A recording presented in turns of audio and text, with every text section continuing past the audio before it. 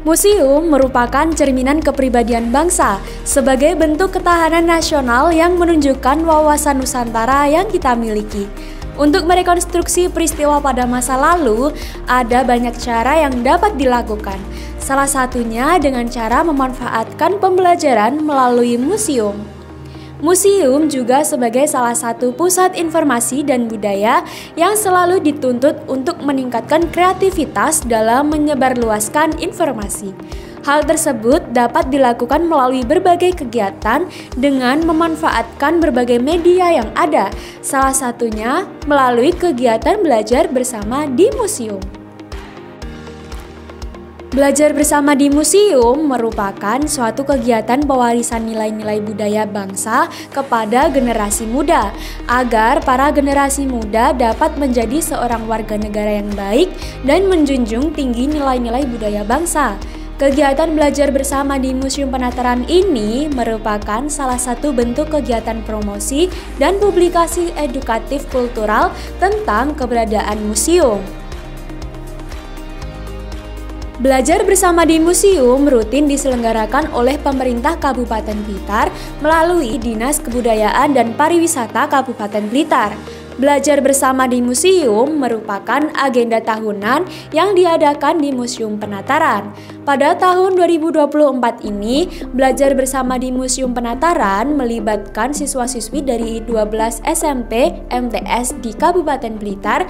Di antaranya pada hari pertama, peserta dari MTS Syirojud Tholibin dan UPT SMPN 2 Kademangan.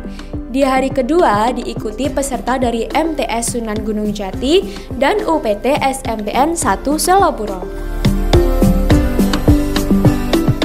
Di hari ketiga, peserta dari UPT SMPN 2 Gandusari dan MTS Mambaul Hisan Gandusari. Kemudian di hari keempat, peserta dari SMP Islam Anharul Ulum Kademangan dan UPT SMPN 2 Selorejo.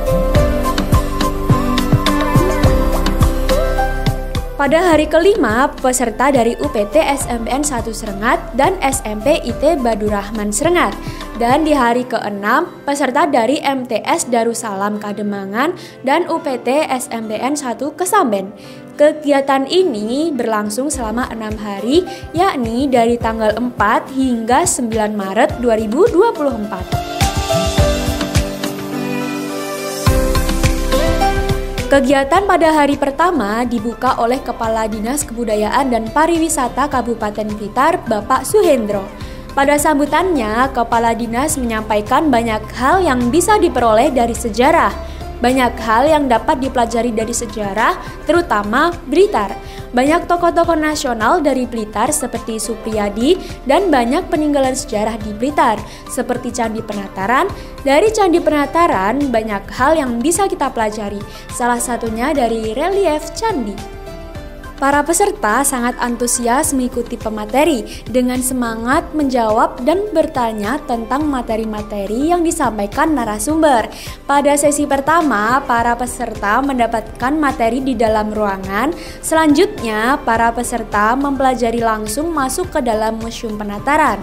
Dengan kegiatan ini diharapkan dapat meningkatkan apresiasi generasi muda terhadap kebudayaan Indonesia, terutama yang ada di Kabupaten Blitar sebagai wujud nyata kontribusi Museum Penataran dalam mendukung pendidikan karakter bangsa melalui peningkatan wawasan kebudayaan dan perjuangan bangsa. Berikut liputan kegiatan belajar di Museum Penataran, lebih kenal, lebih dekat, lebih cinta, museum di hatiku.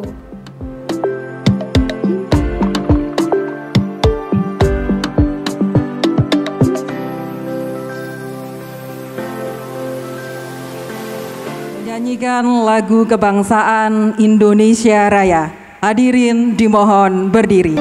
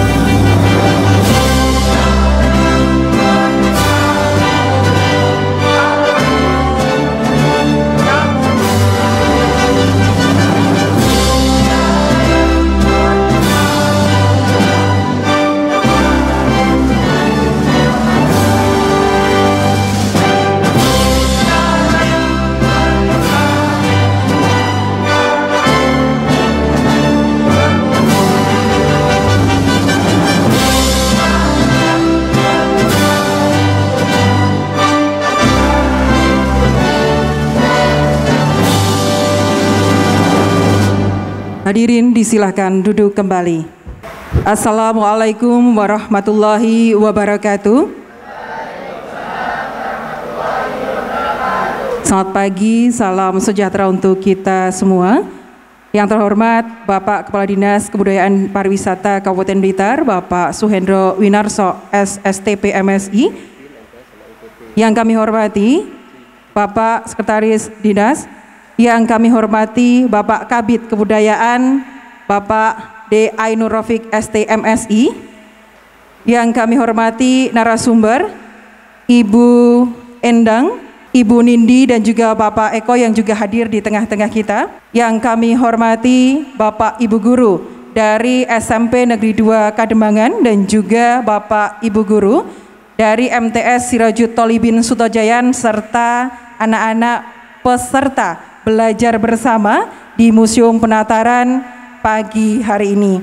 Puji syukur hadirat Allah Subhanahu wa Ta'ala, pada pagi yang berbahagia kali ini, tepatnya di hari Senin 4 Maret 2024, kita bertemu dalam keadaan yang sehat walafiat untuk belajar bersama di Museum Penataran. Untuk acara berikutnya adalah sambutan sekaligus pembukaan acara oleh Bapak Kepala Dinas Kebudayaan dan Pariwisata Kabupaten Blitar. Kepada yang terhormat Bapak Suhendro Winarso, SSTP MSI, silahkan. Adik-adik tolong tangannya disiapkan dengan mengucap Bismillahirrahmanirrahim, maka kegiatan belajar di museum saya nyatakan bisa dimulai. Kulo dhisik ne timbang lali, biasanya lali. Yang saya hormati Pak Kabid Kebudayaan, Pak Rafiq, dan teman-teman tim dari Disbudpar, Bapak Ibu narasumber, Bapak Ibu guru pendamping, serta adik-adik yang saya cintai dan saya banggakan. Gaya sambutan saya nggak usah bertele-tele panjang lebar, mukadimah nggih wau mawon, jadi nggak usah panjang-panjang. Intinya hari ini saya curhat saja. Sebelumnya saya kenalkan dulu nggih, adik-adik pasti belum kenal dengan saya. Karena kenapa belum kenal? Karena belum follow Instagram saya. Kalau sudah follow mesti kenal. Instagram saya Suhendro_Winarso. Kalau di Instagram identitas saya sebagai fotografer profesional. Like gak percaya sama follow Suhendro_Winarso. Murid-murid saya banyak, tapi dari luar negeri, dari Amerika, Jepang, Korea pernah kesini, cuman belajar foto. Nah, saya dapat ilmu dari mana? Foto itu dari tanah Blitar. Nah, ini yang ingin saya sampaikan ke adik-adik. Bapak Ibu Guru mohon izin nggih, saya tak guyon sama adik-adik gitu. Jadi Bapak Ibu Guru pun serius-serius. Jadi kita sangat memahami, menyadari, para narasumber saya kira juga sepakat, image tentang museum itu sesuatu yang tidak menarik, tanda petik, itu masih ada di masyarakat kita. Sehingga ketika adik-adik jalan-jalan di Candi Penataran, mungkin di kolam renang, malah gak mampir yang museum. Enak apa museum gerwatu ditumpuk kok didelok. Watune dicak omong-omongan yo ora iso nyauri kan gitu ya. Adik-adik keliru, sekarang bisa. Patung-patung itu di scan barcode-nya aja dia udah cerita. Nah, sudah ada barcode-nya tadi beberapa saya lihat sudah masuk museum kan ya. Nah, sekarang patung pun bisa bicara ternyata. Nah, ada kata orang bijak, tepatnya saya lupa tapi intinya begini. Hidup kita itu hari ini, hidup kita yang real itu hari ini, saat ini. Masa depan itu belum terjadi. Maka jangan dikhawatirkan karena belum terjadi. Tapi ada cara bagaimana kita bisa mempunyai satu cara supaya tidak terperosok di masa depan. Caranya adalah mengerti sejarah. Jadi mengerti sejarah itu sebagai salah satu cara supaya kita tidak terperosok di masa depan. Nah, jelentrei begini jelentrei. Museum itu adalah tempat menyimpan benda-benda purbakala yang image kebanyakan orang boleh tidak salah ketika wah itu hanya batu. Memang faktanya batu. Tapi di sana ada pelajaran, ada ilmu. Nah, saya pernah lihat di Candi Penataran itu reliefnya ada relief seperti suku Maya dan Inka yang ada di Meksiko sana. Nah itu kalau posisi bumi itu di bawah kita persis gitu.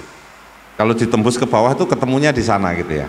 Nah pertanyaannya gimana mereka dulu komunikasi gitu, kok isopodo gitu. Bahkan dulu 2012 ini sudah lahir belum ya? 2012 sudah lahir. Dulu pernah ada film Kiamat kalau nggak salah 2012, akhir dunia itu berdasarkan penanggalan suku Maya, dan itu sama dengan penanggalan suku Jawa, cuman orang Amerika salah menerjemahkan, bukan akhir zaman pada saat kiamat yang difilmkan itu, tapi zaman akhir. Di Jawa juga ada ilmu itu, jadi zaman itu dibagi 4 gitu ya Bu ya. Pada saat zaman akhir nanti masuk zaman baru. Nah itu ya di tahun-tahun ini. Kita lihat di salah satu piramid Mesir itu sudah ada gambar helikopter, gambar pesawat. Dan dalam cerita relief itu, kendaraan itu dianggap kendaraan kuno. Kendaraan kuno pada zaman itu kan kacau kan. Padahal hari ini pesawat itu masih menjadi kendaraan paling canggih yang diketahui peradaban kita.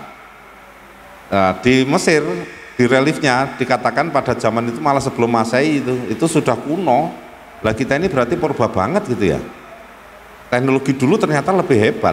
Nah adik-adik, tanah Blitar kita branding menjadi Land of Kings, tanahnya para raja. Raja yang dimaksud itu sebenarnya bukan yang bermahkota saja, tapi raja yang tidak bermahkota juga. Itu maksudnya adalah tanah inspirasi. Terima kasih, mohon maaf, sukses untuk semuanya. Assalamualaikum warahmatullahi wabarakatuh.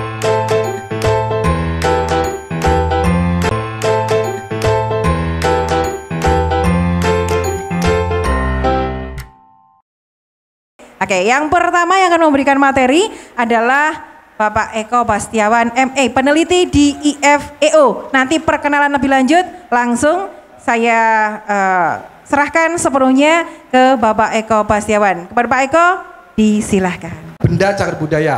Nah ini pengertiannya, benda alam dan atau benda buatan manusia, baik bergerak maupun tidak bergerak, berupa kesatuan atau kelompok, atau bagian-bagiannya, atau sisa-sisanya yang memiliki hubungan erat dengan kebudayaan dan sejarah perkembangan manusia. Saya kasih contoh untuk setiap jenisnya. Ini contoh yang pertama. Ada yang tahu arca apa ini? Dewi Durga ya. Betul ya, Dewi Durga ya. Ini adalah arca Durga, lengkapnya adalah arca Durga Maisa Sura Mardini, atau Durga saja sudah cukup. Yang kedua, contoh hiasan dari emas ditemukan di Kediri, Jawa Timur. Sekarang posisinya ada di Museum Hutan Tular, ditetapkan sebagai CB tahun 2023. Jenis yang kedua adalah bangunan cagar budaya, susunan binaan yang terbuat dari benda alam atau benda buatan manusia untuk memenuhi kebutuhan ruang berdinding dan atau tidak berdinding dan beratap. Oke, biar cepet ya. Candi Kidal dan juga Candi Singosari. Jadi dari Malang sudah jadi CB nasional tahun 2016. Jenis ketiga, struktur cagar budaya, susunan binaan yang terbuat dari benda alam dan atau benda buatan manusia untuk memenuhi kebutuhan ruang kegiatan yang menyatu dengan alam, sarana dan prasarana untuk menampung kebutuhan manusia. Contohnya ada dua ya untuk struktur cagar budaya ini ya. Jadi yang sebelah kiri, berarti yang sebelah kanan ya. Sebelah kanan itu adalah dari Kediri, yaitu Jembatan Lama, kemudian tentu kita tahu Tugu Pahlawan. Dan dua-duanya sudah ditetapkan sebagai CB nasional, Jembatan Lama 2022, Tugu Pahlawan 2014. Situs cagar budaya, lokasi yang berada di darat dan atau di air yang mengandung benda cagar budaya, bangunan cagar budaya dan atau struktur cagar budaya sebagai hasil kegiatan manusia atau bukti kejadian pada masa lalu. Ada dua contoh di sini. Yang pertama adalah Kompleks Makam Sendang Dur di Lamongan dan juga Benteng Pendem atau Van den Bosch di Ngawi. Ini yang terakhir, kawasan cagar budaya, satuan ruang geografis yang memiliki dua situs cagar budaya atau lebih yang letaknya berdekatan dan atau memperlihatkan ciri tata ruang yang khas. Jadi ini contohnya hanya satu sementara ini sependek pengetahuan saya, yaitu ada di Trowulan. Tadi yang di slide-slide itu semua ada di handout atau materi yang adik pegang, nanti bisa dibaca lagi di rumah. Dan itu semua juga ada di dalam Undang-Undang Cagar Budaya. Nanti saya kasih linknya, Bapak Ibu bisa juga di-download. Lanjut Mas Boga. Apa sih teman-teman museum itu? Menurut ICOM itu adalah International Council of Museum. Jadi kayak perkumpulan museum satu dunia itu menyebutkan bahwa museum adalah lembaga yang bersifat tetap, tidak mencari keuntungan, melayani masyarakat dan perkembangannya, terbuka untuk umum, mengumpulkan, merawat, meneliti, mengkomunikasikan dan memamerkan warisan budaya lingkungannya yang bersifat kebendaan dan tak benda untuk tujuannya adalah pengkajian, pendidikan dan kesenangan. Terus kalau untuk menurut PP nomor 66 tahun 2015 tentang museum, museum adalah lembaga yang berfungsi melindungi, mengembangkan, memanfaatkan koleksi dan mengkomunikasikannya kepada masyarakat. Tentunya museum bisa bercerita bagaimana, cara ceritanya gimana, kan benda mati ya Mbak ya. Caranya adalah lewat museum memiliki peran penting dalam menceritakan hasil budaya yang dipamerkan. Caranya dapat melibatkan berbagai elemen yang dirancang untuk menyampaikan informasi, merangsang pemikiran dan menghubungkan pengunjung dengan koleksi museum. Dengan penyajian yang saat ini banyak lah, kalian mesti menggunakan sosial media kan teman-teman. Narasinya tuh bisa berupa tulisan, berupa video, audio. Jadi banyak cara untuk kita bisa mengakses tentang hasil budaya yang dipamerkan di museum. Sebenarnya tuh museum tuh memiliki tugas untuk pengkajian, pendidikan dan kesenangan. Kesenangannya itu ya bagaimana museum bisa menceritakan dengan hal yang bisa diterima oleh masyarakat luas gitu. Dalam kegiatannya, museum memiliki banyak pekerjaan teman-teman yang harus digarap. Salah satu contohnya adalah menjadikan seluruh koleksi yang ada di dalam museum itu awet agar dapat bertahan untuk waktu yang cukup lama sehingga koleksi tadi bisa dinikmati hingga generasi selanjutnya. Fungsinya sendiri sih, fungsinya museum itu apa sih Mbak ya? Fungsinya itu adalah mengumpulkan, pengamanan, mendokumentasikan, melakukan penelitian ilmiah, melakukan konservasi. Nanti kita bahas di sana konservasi itu apa? Penyebaran dan pemerataan ilmu untuk umum, pengenalan dan penghayatan kesenian, pengenalan kebudayaan antar daerah juga bisa. Nah, teman-teman, kita lebih jauh nih mengenal Museum Penataran. Museum Penataran ini awalnya tidak ada di sini teman-teman. Awalnya itu koleksi yang ada di Museum Penataran saat ini berada di Pendopo Ronggo Hadinegoro di Blitar. Itu yang diprakarsai oleh ini bapak-bapak berkumis ini. Bapak-bapak berkumis ini Bupati Blitar yang kedua, Kanjeng Pangeran Haryo Warsokusumo. Itu orang yang memprakarsai koleksi Penataran ini. Dikumpulkan mengumpulkan benda-benda temuan itu di pendopo itu. Yang memprakarsai adalah Bapak Bupati Blitar kita yang kedua. Nah, pada tahun 1915 pendopo ini kemudian diberi nama Museum Blitar. Dengan adanya benda-benda koleksi tersebut sebenarnya bukan menjurus definisi museum secara ini ya, karena cuma untuk menjadi tempat peletakan benda-benda saja. Lalu tahun 1998 benda-benda koleksi ini dipindahkan ke Museum Penataran yang kita bisa nikmati sampai saat ini. Nah, di sini teman-teman, pada topik pertama kita akan mempelajari Blitar pada masa dinasti Hindu-Buddha. Mohon maaf itu saya tuliskan kurang ya, Hindu dan Buddha, karena di dinasti kerajaan Jawa kuno itu ada dinasti apa dan apa? Kira-kira Dek? Ada? Dinasti apa? Di Mataram kuno? Ada? Sanjaya, satu lagi apa? Sailendra. Leres Bapak. Jadi ada Sanjaya dan Sailendra. Selanjutnya ketika terjadi sebuah bencana alam, kira-kira di Jawa Tengah bencana apa yang mendekati? Gunung meletus. Apa? Gunung meletus. Gunung apa besar di sana yang ada di wilayah Mataram kuno? Merapi. Ya. Akhirnya pemerintahan pindah. Yang kedua yaitu dinasti Isyana. Dan selanjutnya ada kerajaan Kediri di topik yang ketiga. Yang keempat ada jejak Wangsa Rajasa. Tadi Mbak Nindi, Mas Eko menyebutkan banyak peninggalan di sini ada pada Wangsa Rajasa. Rajasa itu apa? Nanti kita kupas ya, kita kulik lagi. Selanjutnya ada jejak budaya Islam. Ada 3 raja besar, gitu ya. 3 raja besar, ada Dyah Balitung, Maharaja Srengga atau Kertajaya, dan Hayam Wuruk. Silahkan adik-adik sekalian temukan dari HP kalian masing-masing, peran ketiga-tiganya, dan salah satu yang sudah menemukan masing-masing raja langsung angkat tangan. Peran Dia Balitung adalah raja kerajaan Mataram kuno yang berkuasa dari tahun 899 hingga 911. Nah, kira-kira perannya untuk Blitar apa? Ia memerintah dengan Peran. Salah satu jejaknya Dia Balitung di Blitar itu apa? Peninggalannya. Prastasti Mungut. Sepertinya belum, ada yang lebih tua lagi. Ada yang lebih tua lagi, ada yang menemukan? Nah, salah satu prasasti terkenalnya itu prasasti Kinewu. Sudah pernah dengar? Ada di sini ya, nanti dilihat di dalam, kita eksplorasi ya. Kurang lebih boleh dibuka, boleh mirip ya, tapi terus meningkat dari jumlah kepesertaan juga meningkat. Terus antusiasme, jadi model kita menyampaikan pesertanya itu daftar mandiri, tidak kita tunjuk enggak. Artinya SMP kita kasih info siapa yang mendaftar dan antusiasnya cukup tinggi, dan tentu kita juga sesuaikan dengan rencana anggaran kan ya. Tidak, sebenarnya seluruh SMP antusias, tapi ketika ada keterbatasan waktu ya kita gilir, dan 18 SMP ini bagi saya luar biasa peningkatannya bagus. Sesuai dengan kalau SMP kalau belajar di museum, nanti SMA itu ada cerdas cermat. Cerdas cermat tapi bicaranya Blitar, sejarah Blitar, terus apa sih yang ada di Blitar. Ini untuk mengajak adik-adik kita untuk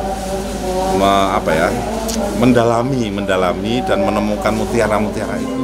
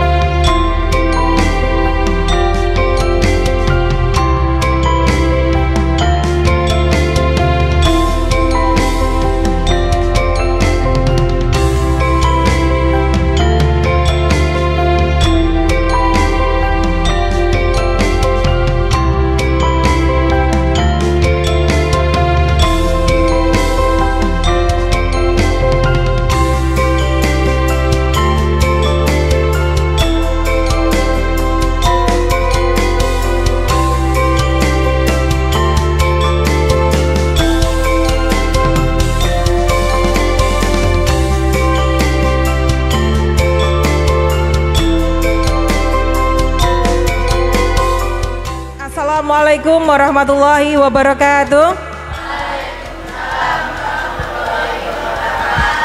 Selamat pagi, salam sejahtera untuk kita semua. Yang terhormat Bapak Ibu narasumber yang sudah hadir bersama kami di sini, ada Bapak Eko Bastiawan MA, ada Ibu Nindi Cewining Aji SR, ada Ibu Endang Setianingsih MPD, beserta Ibu Guru pendamping dari MTS Sunan Gunung Jati Selopuro, dan juga Ibu Guru dari SMP Negeri 1 Selopuro, dan juga adik-adik yang berbahagia. Semua dari Selopuro kan? Betul? Betul? Oke, apa kabar semuanya? Luar biasa. Apa kabar semuanya? Luar biasa. Satu, 2, 3. Salam museum. Museum Kreatifku. Tepuk tangan untuk kita semuanya. Sekali lagi, kalau kau suka hati ke museum. Kalau kau suka hati ke museum. Kalau kau suka hati, mari kita lakukan. Kalau kau suka hati ke museum. Kalau kau suka hati ke museum. Kalau kau suka hati ke museum. Kalau kau suka hati, mari kita lakukan. Kalau kau suka hati ke museum. 1, 3. Salam museum. Museum Kreatifku. Tepuk tangan untuk kita semuanya. Materi pertama akan disampaikan Bapak Eko Bastiawan. Kepada Bapak Eko disilahkan. Terima kasih banyak Mbak Risa. Bismillahirrahmanirrahim. Assalamualaikum warahmatullahi wabarakatuh. Selamat pagi. Biasanya Bapak Ibu tapi hari ini Ibu-Ibu. Selamat pagi Ibu-Ibu. Budaya dunia oleh UNESCO. Yang pertama, cagar budaya. Jadi segala sesuatu, aturan main, regulasi yang mengatur mengenai cagar budaya itu sudah tertuang di Undang-Undang Cagar Budaya nomor 11 tahun 2010. Undang-undang nasional ini sebenarnya adalah undang-undang pengganti dari Undang-Undang lama nomor 5 tahun 1992. Nah, dalam pelaksanaannya di daerah, di setiap kabupaten atau kota, undang-undang ini diikuti atau disertai dengan peraturan daerah atau perda. Untuk Kabupaten Blitar, perdanya adalah nomor 5 tahun 2012. Jadi perda ini akan lebih mengatur teknis pelaksanaannya, ya, apa itu tugas dan wewenangnya, kemudian pengelolaan cagar budaya, pendanaan penelitian, serta pembentukan TACB, tim ahli cagar budaya, ya. Nanti undang-undangnya bisa di-download secara online, saya kasih linknya di akhir presentasi.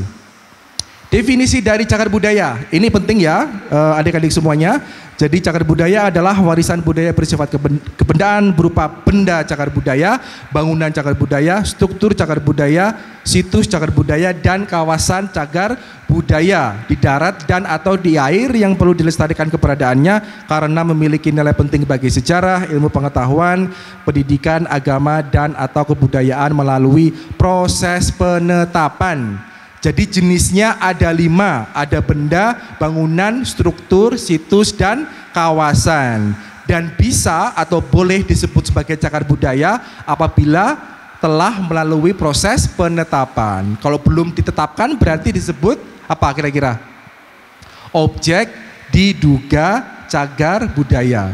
Jadi itu perbedaannya. Kalau sudah ditetapkan jadinya CB, kalau belum jadinya ODCB.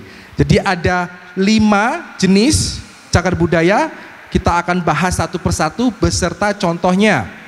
Yang pertama, benda cagar budaya, benda alam dan atau benda buatan manusia baik bergerak maupun tidak bergerak berupa kesatuan atau kelompok atau bagian-bagiannya atau sisa-sisanya yang memiliki hubungan erat dengan kebudayaan dan sejarah perkembangan manusia. Contoh pertama, ada yang tahu kira-kira arca apa ini? Dewi siapa kira-kira ya? Sekartaji gitu. Parwati, ada yang jawabannya Parwati, terima kasih. Ada lagi kurang tepat. Sama-sama Dewi agama Hindu tapi Dewi Durga, ya tepuk tangan. Luar biasa. Ya ini adalah arca dari Dewi Durga. Lengkapnya adalah Durga Mahisa Sura Mardini dari Pasuruan, tetapi sudah berpindah tempat ke Museum Empu Tantular di Surabaya, ditetapkan sebagai CB nasional tahun 2022. Jadi nanti kita akan lihat CB itu ada tingkatannya, tingkat kabupaten, tingkat nasional, dan yang paling tinggi adalah tingkat kabupaten, tingkat provinsi, kemudian paling tinggi adalah tingkat nasional. Yang ini sudah ditetapkan sebagai tingkat nasional. Contoh kedua adalah hiasan emas dari Kediri, sudah dipindahkan ke Museum Empu Tantular, juga sudah ditetapkan sebagai CB tahun 2023. Oke, nah sekarang apa sih kriterianya untuk bisa disebut sebagai cagar budaya? Pertama adalah berusia 50 tahun atau lebih.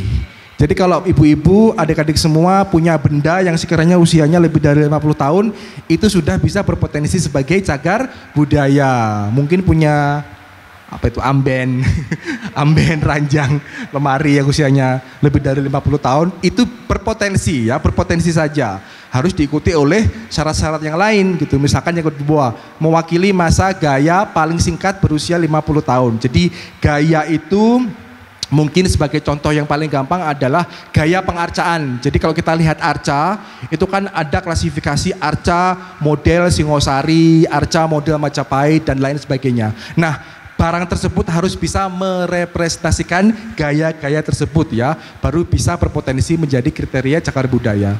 Kemudian ada kriteria nomor 3, kriteria nomor 4, nanti dibaca sendiri ya. Tujuan pelestarian cagar budaya juga ada di booklet, handout, materi, nanti bisa dibaca juga.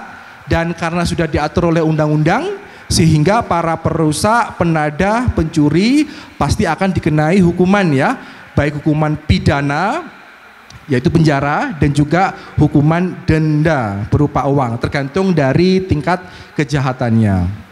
Lanjut lagi, sekarang kalau adik-adik, ibu-ibu menemukan objek diduga cagar budaya, kira-kira apa yang harus kita lakukan? Kita simpan aja dalam kamar, kita jual, kita posting di sosial media, kita hancurkan? Jangan ya.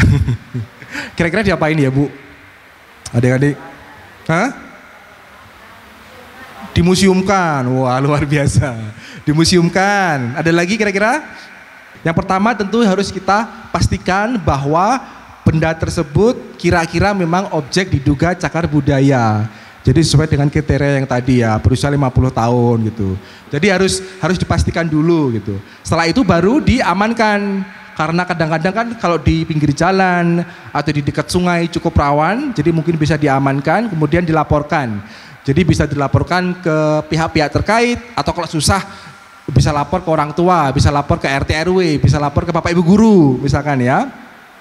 Kemudian dari laporan tersebut akan dikaji, dan apabila ditetapkan sebagai objek cagar budaya, CB harusnya sebagai CB bukan OC, sebagai CB, maka si penemu akan mendapatkan kompensasi berupa uang.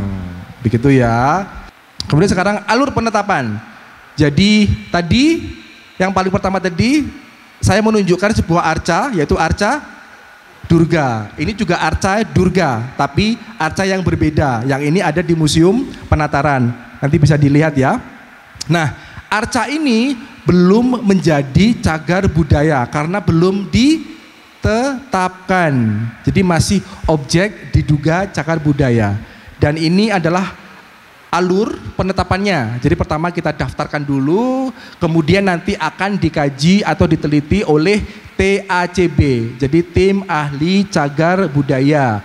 Jadi sekelompok orang yang sudah memiliki sertifikasi untuk melakukan kajian atau penelitian mengenai objek cagar budaya.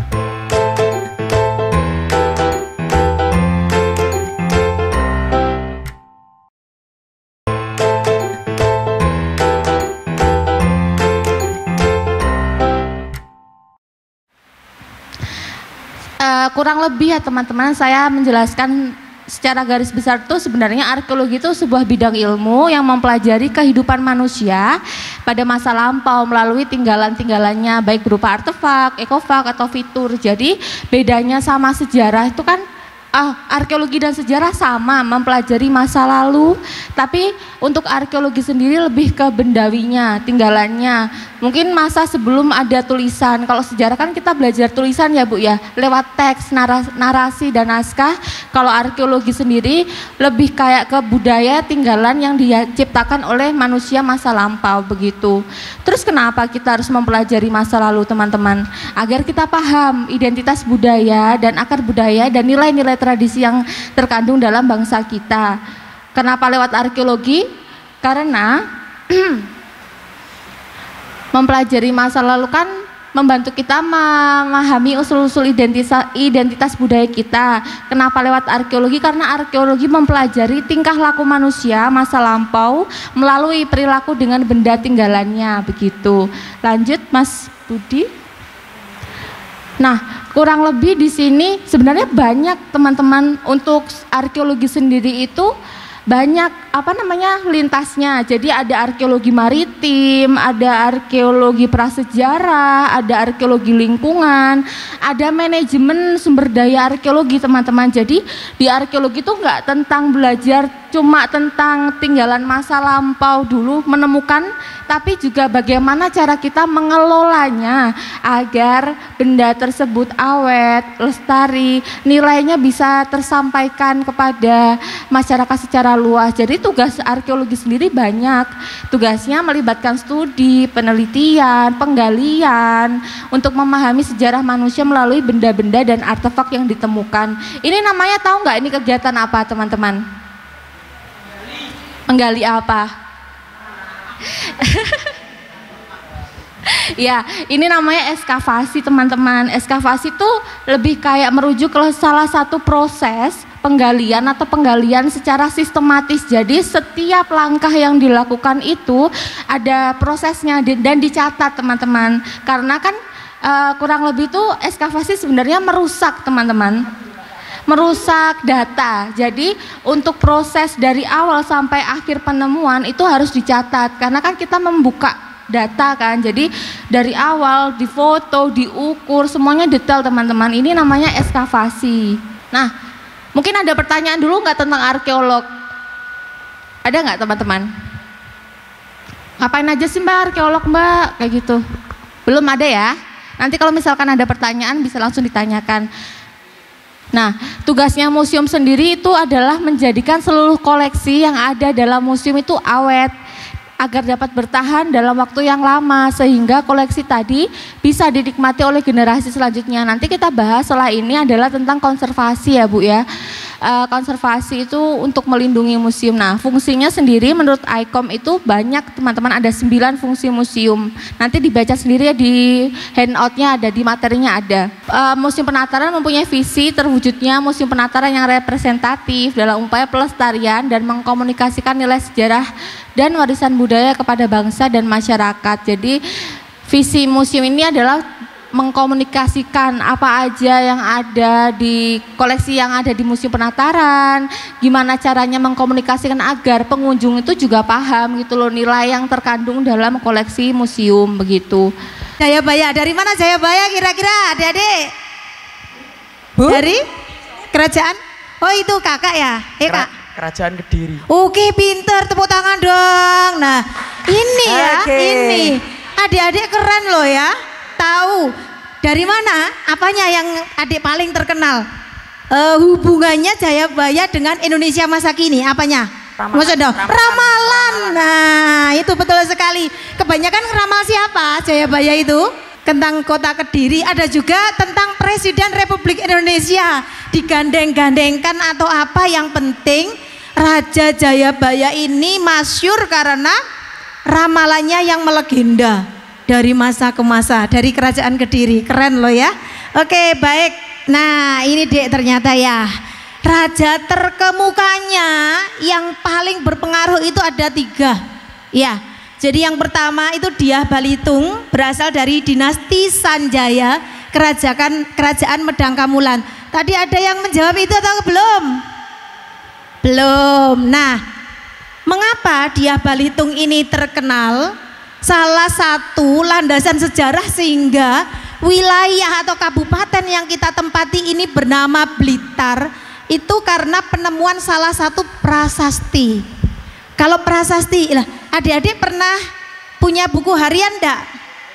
Tadi di sini ada buku hariannya Mbak Nindi, mau saya contohkan. Jadi prasasti itu salah satu jejak sejarah tertulis. Nulisnya di mana? Di buku, ada buku yang bertahan 1000 tahun. Di buku atau di mana? Di batu, betul ya. Jadi buku hariannya orang masa lalu itu batu dek. Ditulis di batu, di tembok-tembok batu supaya tahan lama. Begitu ya. Nah yang kedua ada Maharaja Srengga atau disebut juga Kertajaya. Ini dari mana? Kerajaannya mana? Masih satu yang ramal-ramal tadi, satu kerajaan. Berarti kerajaan Kadiri, betul sekali ya. Masih dari kerajaan Kadiri, dinastinya Isyana atau keturunan dari dinasti Medang Kamulan. Kalau dari Medang Kamulan ada 2 dinasti besar, Coba cari, cek di Google. 2 dinasti besar kerajaan Medang Kamulan. Coba adik-adik temukan dinasti apa? Abigail Audinika Erli dari SMP Negeri 1 Selopuro. Oke. 2 dinasti besar dari kerajaan Kamulan, dinasti Sanjaya dan dinasti Shailendra. Oke, tepuk tangan untuk dari MTS SMP Negeri 1 Selopuro ya. Wah, keren-keren ya. Terima kasih, Dek. Baik, nah raja yang paling ini ya tampan lah. Kenapa Bu? Yang paling kanan ada gambar orangnya. Ini orang apa ilustrasi, Dek? Ilustrasi, karena dulu belum ada potret. Belum juga Pak Hayam Wuruk belum punya ponsel ya pada saat itu, jadi belum bisa selfie. Gambarnya itu tidak dipahatkan, tetapi diilustrasikan di dalam peninggalan sejarah yang ada. Terus yang membuat Raja Besar Hayam Wuruk tidak terkenali wajahnya itu karena peninggalan dari kerajaan Majapahit musnah. Musnahnya karena apa kira-kira? Kok nggak ada sama sekali, padahal Majapahit itu besar loh ya. Ibu guru pasti di sekolah menjelaskan. Majapahit disebut kerajaan Nusantara, saking luasnya wilayahnya sampai ke luar negeri. Begitu ya. Kok nggak ada jejak sejarahnya sama sekali? Kenapa kira-kira, Dek? Apa kira-kira yang paling rasional, bisa diterima akal? Karena apa kira-kira? Zaman dulu orang selalu begini, apa? Perang ya. Jadi perang saudara itu akhirnya membuat ketika kita bertengkar terus asetnya itu loh dimusnahkan. Yang kedua kira-kira karena apa? Pengaruh? Coba, karena pengaruh budaya, perbedaan budaya. Hampir betul ya. Jadi perbedaan budaya itu seperti apa? Ada kerajaan baru dari agama Islam. Ketika tidak dipupuk toleransi, maka akan terjadi sebuah perbedaan pendapat yang menimbulkan itu adalah suatu hal yang merusak akidah. Selamat siang. Acara belajar bersama ini merupakan acara tahunan dan tentu saya sebagai narasumber cukup mengapresiasi langkah yang diambil oleh Disbudper Kabupaten Blitar bagaimana dengan kegiatan belajar bersama ini dengan mengundang siswa-siswi dari SMP, negeri maupun swasta di seluruh Kabupaten Blitar akan lebih menyadarkan kecintaan mereka terhadap cagar budaya yang ada di Kabupaten Blitar, karena tentu mereka adalah generasi-generasi muda yang nantinya akan menjadi tulang punggung atau harapan dari pemerintah Kabupaten Blitar untuk bisa terus melestarikan dan juga menjaga cagar budaya di Kabupaten Blitar. Kebetulan saya dimintai untuk memberikan materi mengenai cagar budaya. Meskipun cagar budaya ini kelihatannya cukup hal yang tidak asing, cukup sering didengar, cukup sering dilihat mungkin di TV dan segala macam, tapi sebetulnya ada hal-hal dasar yang belum dipahami secara utuh oleh siswa-siswa bahkan oleh masyarakat umum. Nah, saya mencoba untuk menyampaikan materi tersebut dengan menggunakan itu bahasa yang sangat sederhana karena audiensnya SMP, dan juga saya menggunakan banyak gambar sehingga mereka bisa langsung melihat sebenarnya apa yang saya bicarakan. Itu pertama. Kedua, juga tertarik untuk melakukan kunjungan ke tempat-tempat tersebut.